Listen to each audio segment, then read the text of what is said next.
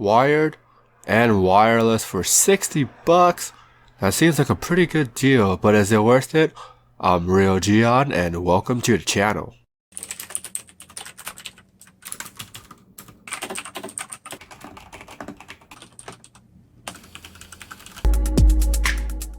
I like the shape of the mouse. It has a regular office mouse looking shape. When you look at the details is when you notice the gamer bits like the fangs on the left and the right click, the angles at the very bottom, of course the logo in the middle. The drawback is that the coating on the mouse seems like one of those coatings that easily show your fingerprints, and it's also quite slippery. Then again, I'm not sure how often people would drop their gaming mouse, so that's up for debate. There are side buttons, DPI modes where the scroll wheel is. These are nice buttons for macros, but this is not like those MMORPG gaming mouse, so I think this is leading towards more of like the FPS crowd with the simple design. If you turn off the RGB, this mouse would get lost in the sea of office mouses. This is nice or not, depending on who you are. If you're like the show-off type, then things like this particular mouse just goes under the radar. The scroll wheel seems like those cheapo scroll wheels from a glance, but also this is not the scroll wheels that go side to side, so just kind of keep that in mind. Lengthwise, this is on the same part of my glaive. Width-wise, it's skinnier, so if you don't use the additional side blades, personally, I would recommend the larger side blades because it does give the mouse that extra additional thickness, and that's thick with like 3 C's. With the side blades on the mouse, it looks stupid, but it works, so function over form.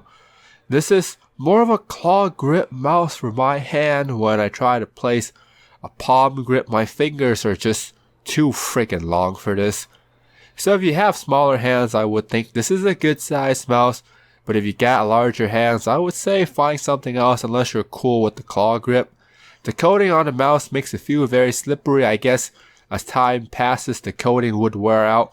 It would become more grippable, but at this state, it's quite freaking hard. Although I do have to admit, the coating feels nice to touch. Anyways, here's what the mouse sounds like. In terms of battery life, this mouse can go for 20 hours, which is something that I noticed a lot of other reviewers are saying. I think it's pretty accurate because I've been using this mouse for quite some time, on and off. Been using it for the past maybe like 2 weeks to a month.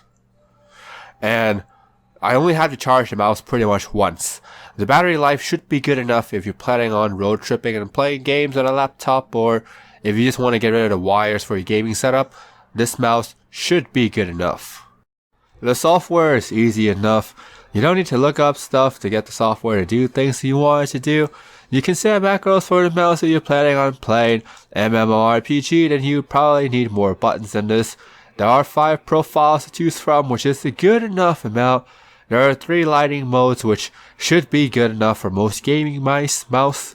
Unless you need more lighting modes, if you do, this is probably not the mouse for you. Overall, I think the software is good enough. I notice a theme here as I'm reviewing the mouse. It's good enough. For the price, this is a good enough mouse if you want something that's wireless with decent battery.